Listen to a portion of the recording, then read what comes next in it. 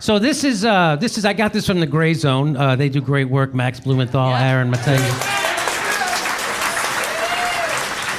They go, so at the far right, that guy on the far right in that picture is opposition leader Luis Fernando Camacho. He's in Bolivia's presidential palace with a Bible after the coup, right? So he stormed the presidential palace, this guy, Luis Fernando Camacho, and he made his millions in the fossil fuel industry, right? So yeah, keep that in because that's going to come, what? A millionaire fossil fuel guy is a revolutionary? I don't understand. Well, it'll be explained in a second. So just so you know what was happening in Bolivia since Morales got elected in 2006, a new research report from the Center for Economic and Policy Research analyzes Bolivia's economic changes since 2006 in the context of the Bolivian government's main policy decisions. It finds that it has been policy choices, not merely a commodities boom, that have been the driving force in Bolivia's surge to be the fastest growing economy in South America over the past 5 years. Strong economic growth has allowed Bolivia to reduce poverty by 42% since 2006 and extreme poverty by 60% since 2006.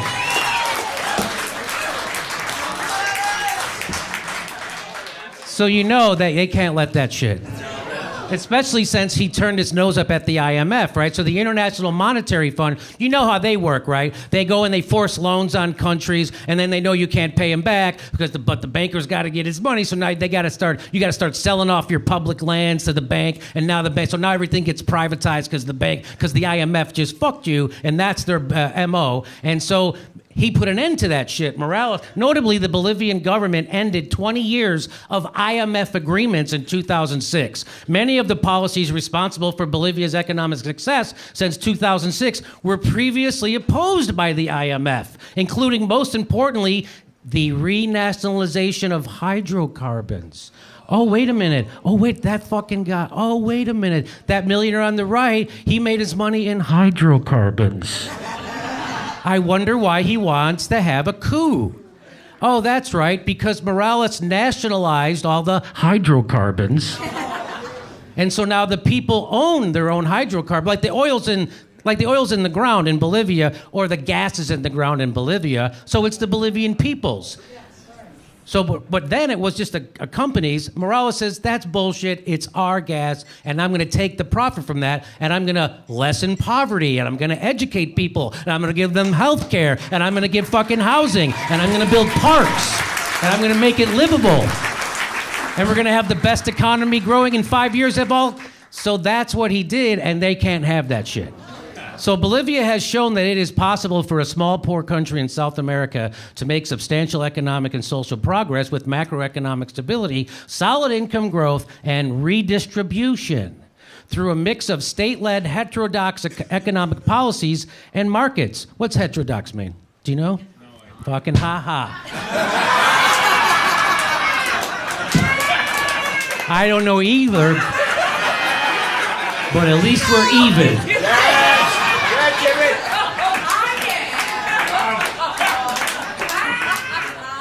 Sounds dirty, right? Oh, he's giving it a heterodox. Oh, does it? MMT? Okay. Oh, I was hoping to get heterodox tonight. I thought he said DMT. I'm all for DMT. Okay. I'm up for that. So why is this happening? Why now? Well, there's the fossil fuel shit he took over, right? Bolivia is very rich. It is said that it has 70% of the essential material to make new batteries. We all know that there is a change in energy taking place in the world. Former Uruguayan President Jose Mujica said, right? So there's that. And then he was opening up their markets, capital markets, to China, which is a no-no. And he was going to give lithium to the Germans. And they can't have them. No, we got to have it. We got to have it, right? So the U.S. Agency for the International Development, the National Endowment for Democracy, it's called NED. Now, if you don't know who NED is, recently I got smeared by an online news site called Bellingcat. And they said that I took money from a pro-Assad group, and then later that year I said the gas attack was a false flag. So I did a little checking. on who Bellingcat was, and they're funded by the National Endowment for Democracy, which is the fucking U.S. State Department's regime change wing. It's called NED. So the government is literally funding guys to write smear pieces on other U.S. citizens who are telling the truth about war. So that's who so the U.S. Agency for International Development and the NED has long thrown millions of dollars at Bolivian opposition groups and NGOs, that stands for non-government organizations. So NED is funding these people that are sowing discord or revolution to overthrow the democratically elected socialist Morales, right? And they're doing destabilization efforts, including violent anti-government protests in Santa Cruz, which just happens to be where a civic committee leader and Christian zealot, Luis Fernando Camacho, is based. So the United States government is funding this guy, Luis Fernando Camacho, who's a millionaire because he wants to get his goddamn gas back. The United States want to get rid of a socialist so the Chinese doesn't have their capital markets invested there, and we get to keep the lithium. So that's what the fuck is going on in Bolivia. Just so if you weren't sure what's going on, that's what's going on. Now, they had an election. So they had an election. And 5 out of 6 polls predicted that Morales would win by 10 points. And now if you win by 10%, they do like 2 runoffs. There's the first one, and then if somebody wins by 10%, it's over. But if you don't, the top 2 have a runoff. Well, he won by more than 10%. And that's here it is. This guy says, eventually the official count was released. Morales won in the first round 47% to 36%. So it's over 10%, so they don't go to a second round of voting. So he's the president, and that's it, right? If you had been watching the polls before the election, 5 out of 6 of them predicted the same result. Where to have a fraud that matches up with the polls, right? So there's no fraud, right? So this guy, we did the fraud. No, they admitted the fraud. Who did? Okay, hold on. That did not happen, but hang on. How serious is this situation now? People are using words like... So this guy who wrote that report I just quoted from went on the BBC. Watch this. How serious is this situation now? People are using words like coup. Are we really there yet? Well, I don't know. When the army tells the president, "Hey, why don't you pack your shit, get the fuck out of here?" I think we're there yet. Well, I think it is serious. I think the opposition, or the leadership at least, is trying to overthrow the government. And, near majority, 47% of the people voted for the president, which was over 10 points more than the next runner-up. And so he won. But those results, sorry to interrupt straight away, but those results are exactly what's disputed. Do you have faith in those results? Yes. Well, if you notice, you can read, dozens, hundreds of articles since October 20th on the web and on this election, and not one presents even one shred of evidence that the election was in doubt, stolen, or anything else. And so this is very bad. I think it was very bad decision on the part of the Organization of American States. They put one sentence into their press release after the election without any evidence whatsoever, implying that there was something wrong with the result. And so that was picked up by most of the media, but you can look at any website for any major news organization in the world, and no one has yet presented any evidence, and that's because there isn't any. I mean, you don't even need a statistical analysis. We did one, which you can see at cepr.net, but you can just look at the numbers from the election, and there's nothing that indicates anything was wrong. Okay, well, given that, why are so many people out on the streets now then, do you think? Well, you had a lot of people in 2009 on the streets tried to overthrow the government then. And so you do have an opposition that wants to get rid of this government, and they've used violence in the past. And so it's not that surprising. But I think the media has played a huge role by simply repeating over and over again this allegation, which is really nothing at this point more than an unfounded conspiracy theory, because there's nothing to indicate that there's something wrong with the result. And the Organization of American States is there now conducting an audit, and the opposition refuses even to accept that because they want to get rid of the government.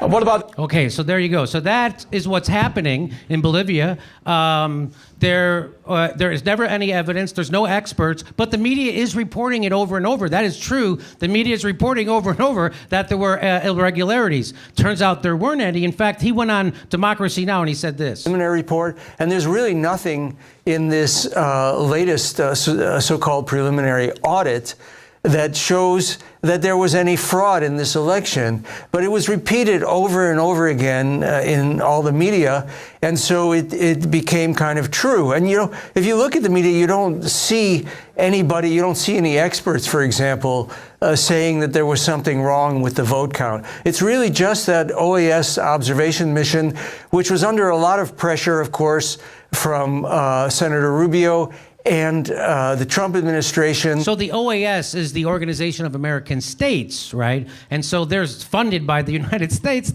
right? And so they've been pressured to say this shit. So, and they're saying it, right? So they're the only ones saying that there was irregularities in the vote count. There weren't irregularities. They have no evidence. There's no proof. Nobody showed any. Here we go. To do this because they've wanted for some time to get rid of this government. In terms of the Trump administration, you can look at tweets. Okay, so there's one more thing he says. A military coup supported by the United States. So, Mark Weisbrot, you have the CIA involvement in coups in Bolivia in 1952, in 1964, 1970, 1980. Would you add? Ooh, that's that's nice. 2019 to that list? I would add it to the list. I mean, we don't have the hard evidence of what they did. You know, it's not like 2009 in Honduras where Hillary Clinton wrote in her memoirs that she worked in the OAS, too, to prevent the elected president, who you've had on this show, from coming back to the country and to the presidency. But I think we'll probably find out more later, but it is very obvious that they... Okay, so there you go. So that's what James Carville? What about him? Oh, Bolivia? Really? Yeah, he ran the campaign for one of the right-wing presidents. No, for one of the right-wing presidents? Yeah. No shit. All right, see, this is what I'm talking about. I will look into that. So here...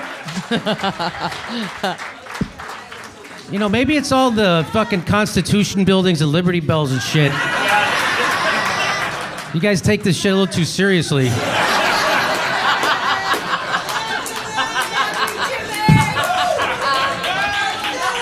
So here, Philly. So here is how CBS reported this. You ready? Bolivian President Evo Morales has resigned. Morales announced he was stepping down Sunday afternoon after the military asked him to leave office. Yeah, they asked, hey, would you, by the way, I forgot one more thing. Would you mind stepping down? Would you mind, I'm from the military, which I forgot to ask. It's a beautiful house you have. Would you step down? Look, we'll help you pack. I'll even get you an Airbnb in Mexico. No hard feelings. So they went and ransacked his house, Morales' house. They went and ransacked his house, all of his cabinet, political people like mayors and cities. They went and so they're leaving the country because shit's getting real, and they're backed by the CIA. Here's how the Washington Post.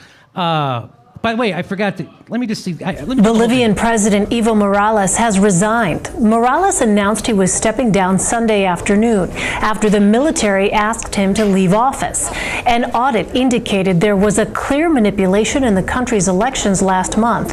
Morales' victory sparked deadly protests, which have shut down schools, businesses, and public transportation.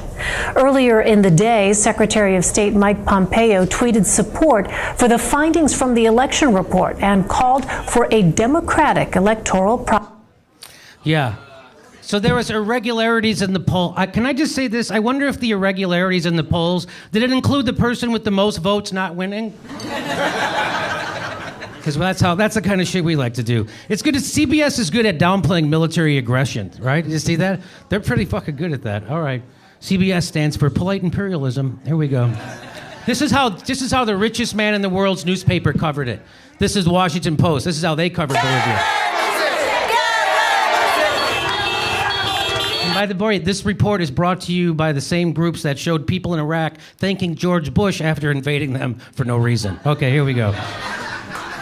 Bolivian President Evo Morales resigned after nearly 14 years in power amid a fierce backlash over a disputed election. First of all, why did they have a high school girl narrate this? Okay, all right. And she's got like a voice phrase like, it's I don't know. Is that wrong of me to say that? No. Okay. Stunning fall came hours after the Organization of American States said it found, quote, clear manipulations of the voting system. But they, again, offered no evidence. There's no experts to back it up, no nothing. And Washington Post just repeats it. So you see what I'm saying when I say that, or when everybody said, the traditional mainstream establishment corporate media are just stenographers for the State Department. And that's why we're in 7 wars and nobody even fucking knows about it.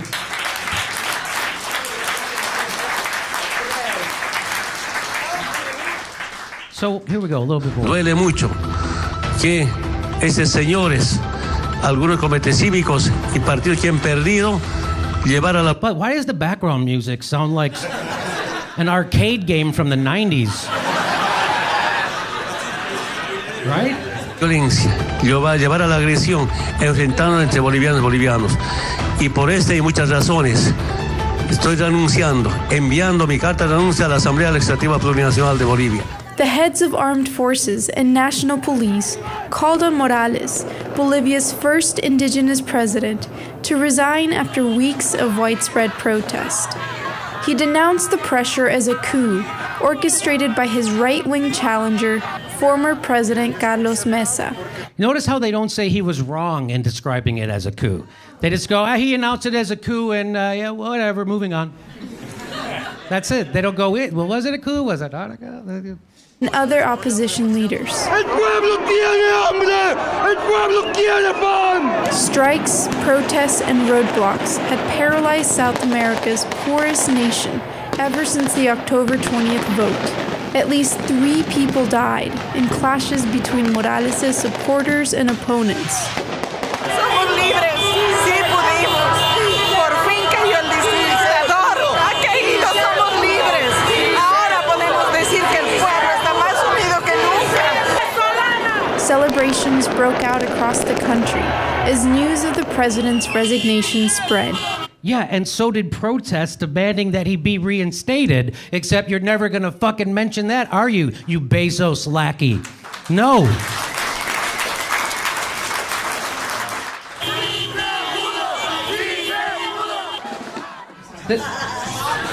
Yep. That's right. That report is so slanted you could build a skateboard ramp on it.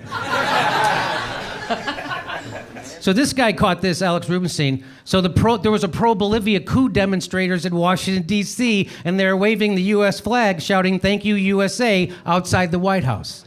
So they're just kind of like, hey, that's right, you guys, I know you fucking helped us, thank you very much. Their party, by the way, got 4% on October 20th, but they had the Bolivian SWAT team on their side. So that's how you get to overthrow a democratically elected government. And this is like how Guaido in Venezuela, his political party is the 6th most popular in Venezuela, but since it gets most of the funding from USAID, they were chosen as the coup figureheads because they are the most reliable proxies. And that's what's happening in Bolivia. So this guy he writes, he's an editor at The Atlantic, right? So you think that they're smart and whatever, and this guy says, no, Evo Morales' resignation is not a coup. It is one of the few big victories for democracy has won in recent years. Both leftist dictators. First of all, what is a leftist dictator? This guy's a dictator. He's giving me healthcare, education, clean water, and a living wage, the fucking asshole. What are you going to do next? Give me housing? I hate these leftist dictators. I don't think that's a thing. So that guy writes, so I retweeted that and said, this is straight up State Department propaganda, and it gets printed in The Atlantic. They're the ones always warning us of the dangers of Trump lying and Russians manipulating our brains through memes. Hashtag Operation Mockingbird, motherfucker, still going on. And you know what? There There is no way the American government wants us to get the real story about Bolivia. No. They don't want us all uniting and coming That's together right. and going on the streets and fighting for what we deserve. They don't want this. They're squelching it throughout the world. And they don't want you to know that there's a socialist leader who's popular and bringing those people out of poverty. They certainly don't want you to know that. And the Washington Post will make sure you won't know that. So Jorge Ramos asked Bernie Sanders about Bolivia. You know Jorge Ramos, right? He's a fucking CIA tool also. And you're going to see it. Watch. Wrote in a tweet that you thought it was a military coup, what happened in Bolivia. Many people have other point of view. They think that... So now here it goes. Other people think other things like the CIA, and here I'm going to say what it is right now. Here we go. Evo Morales had been in power 14 years, that he wanted 5 more, and that he wanted to become a dictator. So what do you... He wanted to become a dictator. And how did he do it? By winning elections. No, I don't agree with that assertion. I think Morales did a very good job in alleviating poverty, in giving the indigenous people of Bolivia a voice that they never had before. Now, we can argue about his going for a 4th term, whether that was a wise thing to do. And they always thought it was a fraud, the election on October the 20th. Some people think that as well. But at the end of the day, it was the military who intervened in that process and asked them to leave. When the military intervenes, Jorge, in my view, that's called a coup. Yes. Thank you. Thank you, Bernie. Yes. Attaboy, Bernie. So Bernie's getting better. Because normally, Bernie would first repeat the CIA pretext for invasion and then say we should stay the fuck out. And since I've been on his ass for doing that, they stopped doing that. It's nice to see he's not doing it. I'm going to take credit for it. Okay. That's called pulling him to the left. That's called pulling him to the left. All right. And thank you. No way. Anyway. So the U.S. called for a military coup in Venezuela yesterday. Did you know that?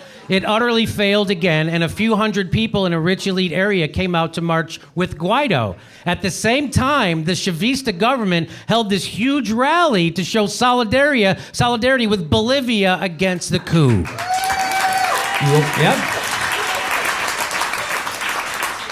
Come see our live show. We're going to be in Honolulu on December 27th. We'll be in Portland, Oregon, and then we go to Tempe, Arizona, San Jose, California, Sacramento, Miami. Go to jimmydorecomedy.com for a link for all the tickets for all our live shows coming to a town near you, and become a patron or support the Jimmy Dore Show. We give you hours of bonus material every week. Go to jimmydorecomedy.com, become a premium member. Thanks for your support.